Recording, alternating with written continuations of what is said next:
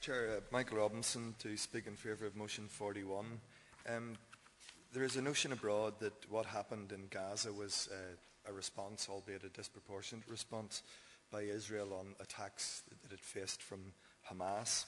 I have a document which is from the Intelligence and Terrorism Information Centre in Israel, which is about the 6 months of the lull arrangement, as they call it.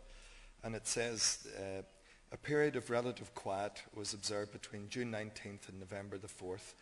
As of June 19th, there was a marked reduction, this is during the ceasefire, in the extent of attacks on the western Negev population.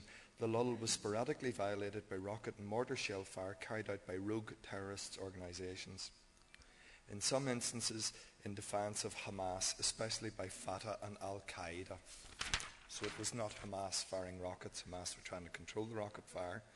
It says later, the escalation and erosion of the arrangement from 4th of November to the time of writing, which was on the 17th of December, it says the IDF carried out a military action close to the border security fence to prevent an abduction planned by Hamas, which had dug a tunnel under the fence.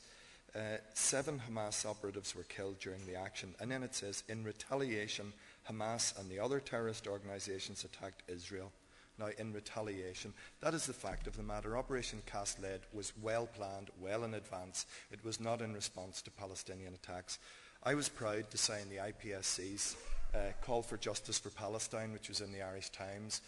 Michael D. Higgins signed there at the top on behalf of the Labour Party. Proinsias De Rossa signed it. I signed it. I'm over there. Mark Langhammer from the Northern Constituency Council's about there in it. The last item of it was a call for boycott of Israeli goods, and it's a call for boycott that is on all fours with what we did when we were faced with apartheid in South Africa. The same arguments were put that some people might suffer. The boycott call comes from the Palestinian civil society organisations. It's broadly supported. It's supported by Israeli human rights groups. It's supported by Jews for Justice for Palestinians and other groups. It is what we need to do. Otherwise, we're taking no action at all. So that's why tomorrow in Belfast at lunchtime, I'll be there with the trade union movement, handing this boycott leaflet out on behalf of the Irish Congress. Support this motion.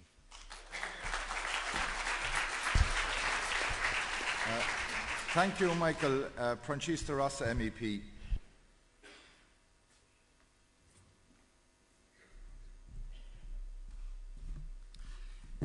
Morning, friends.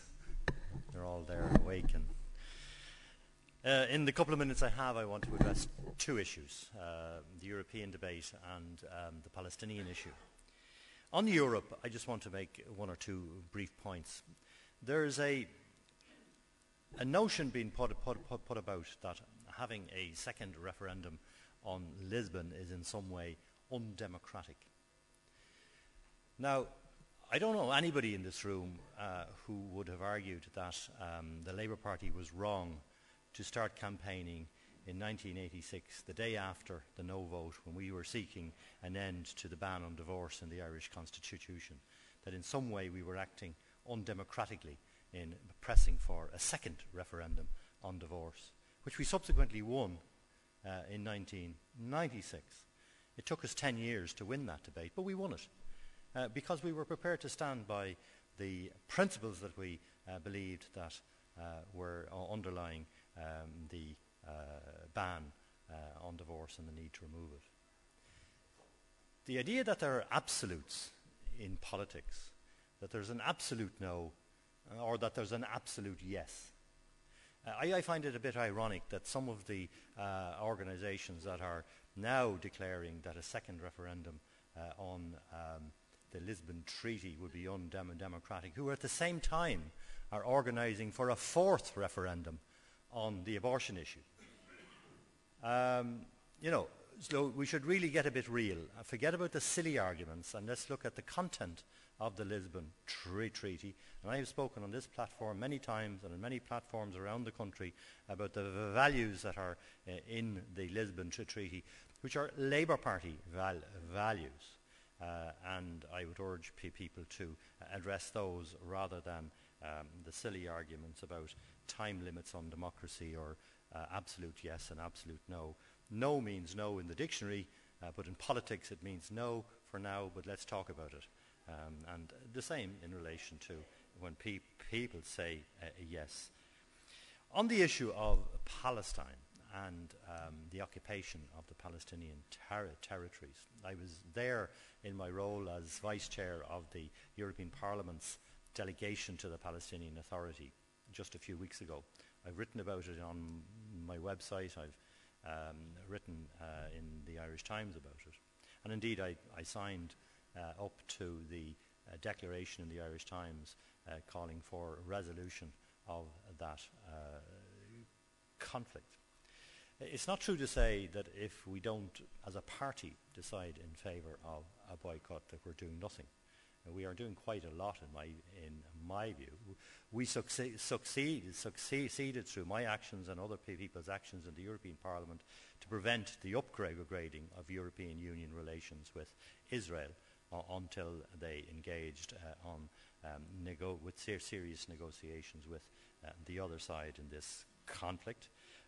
We are pressing all the time, not necessarily for the suspension of the trade agreement with Israel, but for the implementation of the trade agreement with Israel, which has Article 2, which insists that all sides to the agreement must comply with human rights norms. So let's use the law as we have it to insist that all parties comply with human rights law. And Hamas must also comply with human rights law. In normal circumstances, Hamas would be the last party in the world or group in the world that I would have anything to do with. I simply have no time whatsoever for the politics of Hamas, who are fundamentalist, who are not friends of human rights, particularly not friends of the rights of women. And I think that we need to be real here. We're engaged in trying to find a solution to a conflict which must involve dialogue with Hamas, but we must ensure that what we're talking about here is trying to establish a democratic state in the Palestinian territories, a viable state and an independent state. For that to happen, we need a serious policy. And so I'm supporting the resolution here from the National Executive. And I would prefer if the other motions in relation to the Israeli Labour Party. The Israeli Labour Party, for instance, is not a member of the Socialist International. They're an observer at the Socialist International. So, you know, it's a bit more complex than is presented here.